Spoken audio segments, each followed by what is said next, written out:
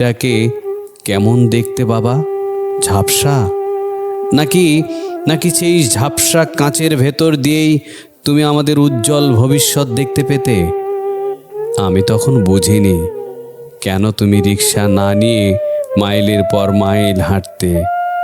আজ বুঝি সেই বাঁচানো 10 টাকায় ছিল আমার মাটির ব্যাংকের জমানো ঐশ্বর্য। মাঝে মাঝে তোমাকে বড্ড একা মনে হয়।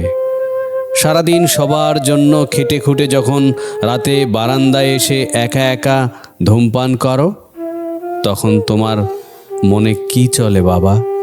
তুমি কি তোমার হারিয়ে যাওয়া স্বপ্নগুলোর কথা ভাবো, নাকি ভাবো ছেলেটা বড় হয়ে একদিন এই ক্লান্ত কাঁধের দায়িত্ব নেবে? আমি জানি পুরুষ মানুষ কাঁদতে জানে না, কাঁদতে নেই তাদের। কিন্তু আমি তো দেখেছি আমার জ্বরের রাতে তুমি কিভাবে নির্ঘুম চোখে জল লুকিয়েছ।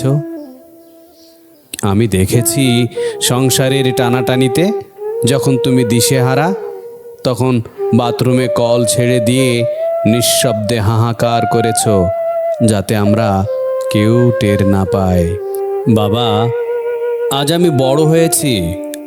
আমার গায়ে এখন দামি শার্ট, পকেটে তোমার চেয়েও দামি ফোন।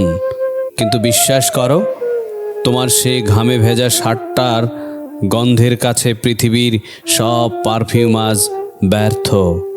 আজ যখন তোমার চুলে পাক ধরেছে, শরীরের চামড়াগুলো ঝুলে পড়েছে, হাঁটার সময় পা দুটো সমান কাঁপে, তখন আমার বুকের ভেতরটা মোচড় দিয়ে ওঠে। এক অজানা আতঙ্ক আমাকে গ্রাস করে। মনে হয় এই বটগাছটা যদি একদিন না থাকে, তবে মাথার উপরের গনগনে রোদটা আমি সইব কি করে? তোমাকে কখনো জড়িয়ে ধরে বলা হয়নি, বাবা আমি তোমাকে বড্ড ভালোবাসি। আমাদের মধ্যবিত্ত আবেগে এই কথাগুলো বলা বারণ থাকে হয়তো, কিন্তু আজ খুব বলতে ইচ্ছে করছে। তুমি ছিলে বলেই আমার পৃথিবীটা এত